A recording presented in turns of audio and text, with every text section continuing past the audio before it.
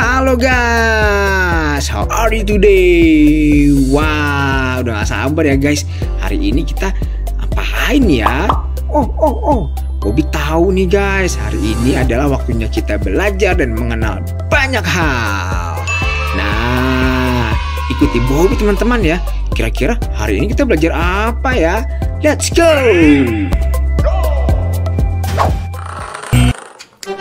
Halo guys, dalam rangka 78 tahun Hari Kemerdekaan Indonesia, kali ini Bobby akan mengajak teman-teman jalan-jalan dan mengenal Museum Perumusan Naskah Proklamasi.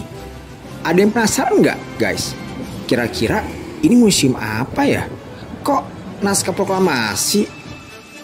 Jadi begini guys, sebelum Presiden pertama Indonesia Bapak Insinyur Soekarno memproklamirkan kemerdekaan Indonesia, naskah teks proklamasi yang sering teman-teman denger nih di upacara kemerdekaan disusun di gedung ini guys. Jadi guys, gedung yang terletak di Jalan Imam Bonjol nomor 1 ini dibangun sekitar 1920-an dan diarsiteki oleh J.F.L. Blankenberg dengan gaya Art Deco. Sebelum penjajahan Jepang, gedung ini pernah ditempati oleh British Consul General. Di masa pendudukan Jepang, gedung ini menjadi kediaman Laksamana Muda Tadashi Maeda, kepala kantor penghubung antara Angkatan Laut dengan Angkatan Darat Jepang. Setelah Jepang kalah, gedung ini sempat menjadi markas tentara Inggris sebelum dinasionalisasi dan diserahkan pada Departemen Keuangan yang dikelola perusahaan asuransi Jiwasraya. Tahun 1961, gedung ini dikontrak oleh Kedutaan Inggris sampai tahun 1981. Baru di tahun 1992, gedung ini ditetapkan sebagai Museum Perumusan Naskah Proklamasi. Saat kita mulai masuk ke dalam gedung, kita akan masuk ke dalam ruang pertemuan.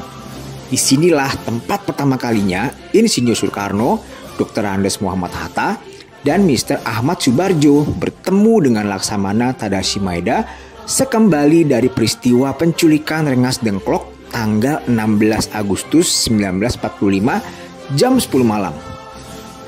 Selain itu, kita juga dapat menemukan plakat lempengan besi penanda peringatan pelantikan Raja Inggris George VI tahun 1937 yang ditemukan di depan halaman depan gedung bekas pohon beringin. Saat itu, golongan muda dan golongan tua sepakat agar proklamasi segera disusun dan diumumkannya kemerdekaan Indonesia.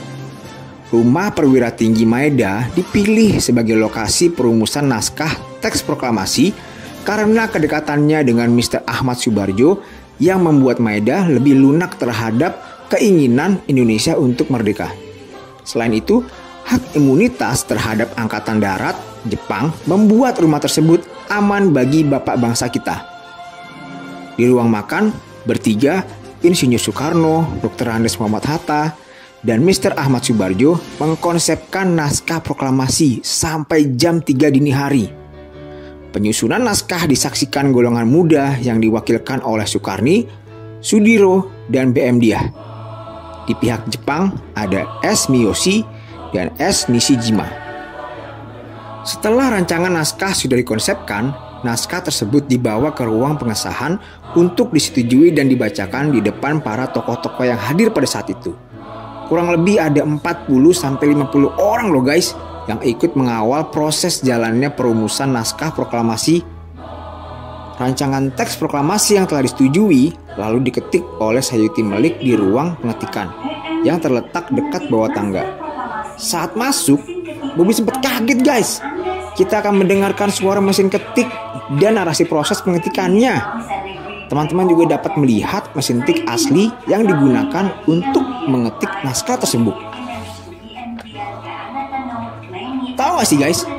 Draft naskah asli teks proklamasi dulu sempat dibuang di tempat sampah loh guys. Jadi begini ceritanya. Ternyata setelah draft diketik Sayuti Melik dan ditandatangani Insinyur Soekarno dan Dr. Andes Muhammad Hatta, Sayuti Melik membuang begitu saja draft naskah tersebut. B.M. Diah memungutnya dan disimpan di buku catatan.